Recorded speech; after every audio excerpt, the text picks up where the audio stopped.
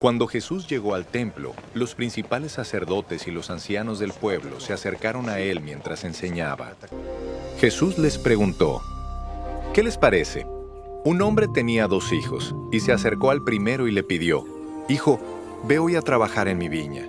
El primero le respondió, «No quiero», pero después se arrepintió y fue.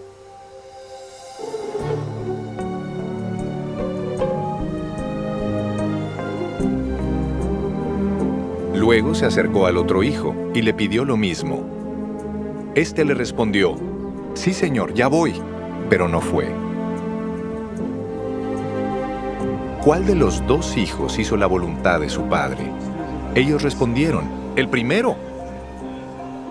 Entonces Jesús les dijo, «De cierto les digo que los cobradores de impuestos y las rameras les llevan la delantera hacia el reino de Dios. Porque Juan se acercó a ustedes para encaminarlos en la justicia y no le creyeron, mientras que los cobradores de impuestos y las rameras sí le creyeron. Pero ustedes, aunque vieron esto, no se arrepintieron ni le creyeron». En la parábola de los obreros de la viña, que hemos leído el domingo que pasó, puso de relieve que el actuar de Dios no está determinado por el mérito humano, sino por su soberana libertad y también la bondad de su corazón. Hoy, en otra parábola que está ambientada en la viña, la parábola de los 2 hijos, Jesús nos enseña que hacer la voluntad de Dios es un deber irrenunciable. La parábola quiere, en la imagen de 2 hijos, personificar el comportamiento de los líderes judíos que se oponen a la predicación de Juan Bautista y de Jesús. El hecho que la parábola se narre en medio de 2 preguntas, ¿qué opinan ustedes de esto que voy a contarles?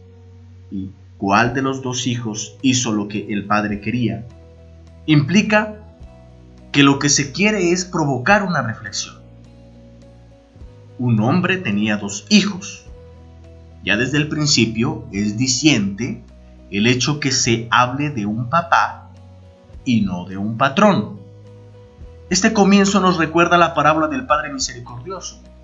Si bien el término griego en la frase de Mateo se refiere a niños y no propiamente a hijos, tenemos un ambiente que nos permite comprender de qué manera Dios nos quiere manifestar su voluntad. Es el ambiente del amor, no del sometimiento absurdo. Se acercó a, le dijo, le respondió, fue, no fue. Ya notamos la simetría entre las 2 partes de la parábola. Sigue llamando la atención que ambos hijos son interpelados por el padre de manera cordial y son invitados a ir a trabajar en la viña. No son obligados, les habla con afecto, como a hijos. Se podría entender en este tono: mi niño, ve hoy a trabajar en la viña. Pero la reacción de cada uno frente al cariño del padre es dramática. El primero responde con un elegante y amable «Sí, señor», pero no va a la viña, no mueve ni un solo dedo. El segundo responde con un brusco y maleducado «No quiero», pero luego reconsidera su actitud y va a trabajar en la viña. Ambos hijos se contradicen a sí mismos entre lo que dicen y también en lo que hacen, pero también se contraponen entre sí. El caso más dramático es el segundo, donde el hijo llama a su papá Señor. A pesar de darle el título máximo de respeto, su desobediencia es total. Una ironía que nos remite a la enseñanza del Sermón de la Montaña. No todo el que me diga Señor, Señor, entrará en el reino de los cielos, sino que haga la voluntad de mi Padre que está en los cielos.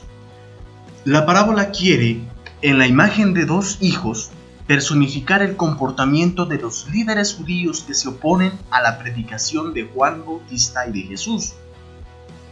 El hecho que la parábola se narre en medio de dos preguntas, ¿qué opinan ustedes de esto que voy a contarles?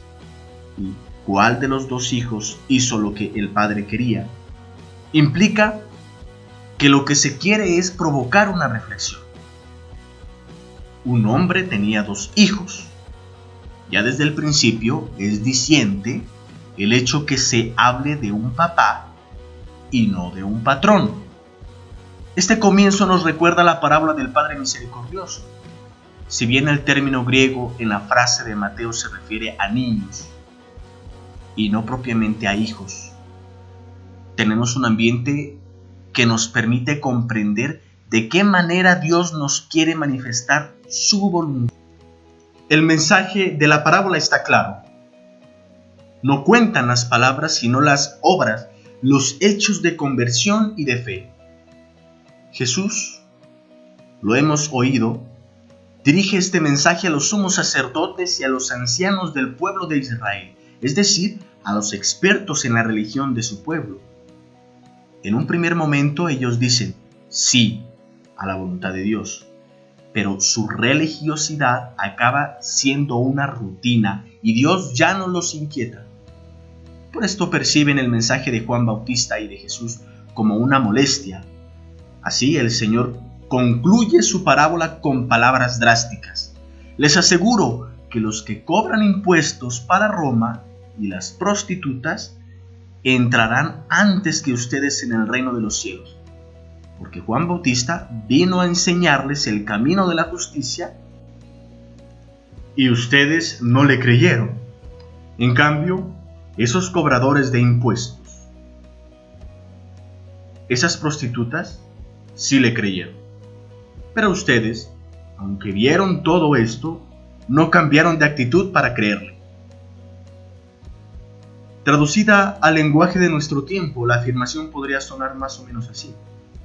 Los incrédulos, que no encuentran paz por la cuestión de Dios, los que sufren a causa de sus pecados y tienen deseo de un corazón puro, están más cerca del reino de Dios que los fieles rutinarios, que ven ya solamente en la iglesia el sistema, sin que su corazón quede tocado por esto, por la fe. De este modo, la palabra nos debe hacer reflexionar mucho, es más, nos debe impactar a todos. Sin embargo, esto no significa en modo alguno que se deba considerar a todos los que viven en la iglesia y trabajan en ella como alejados de Jesús y del reino de Dios. Absolutamente no. No.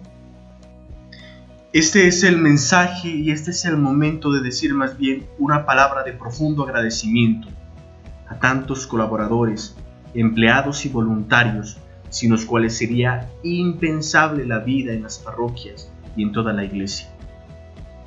Ahora preguntemos, ¿mis palabras y acciones al asumir un compromiso con Dios son coherentes?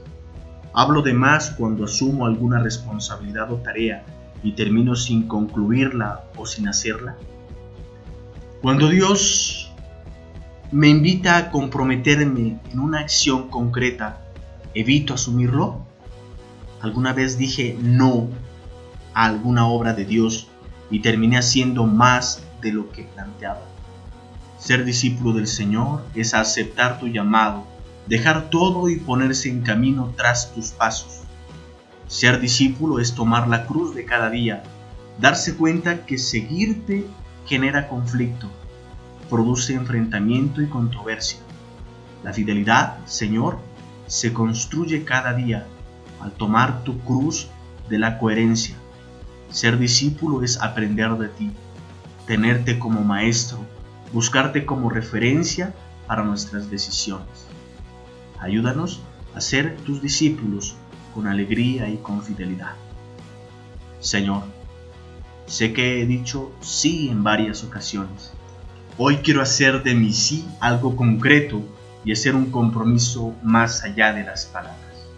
Que el Señor los bendiga en nombre del Padre, del Hijo y del Espíritu Santo.